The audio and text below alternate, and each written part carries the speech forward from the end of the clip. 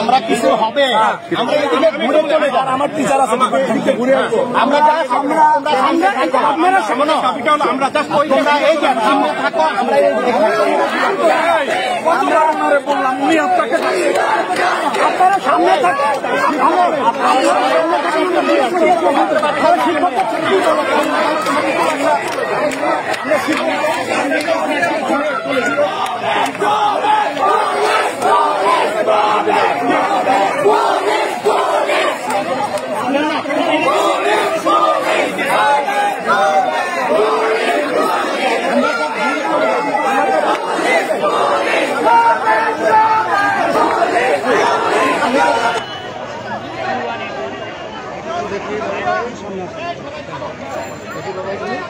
দেখবেন 1 মিনিট দাঁড়া না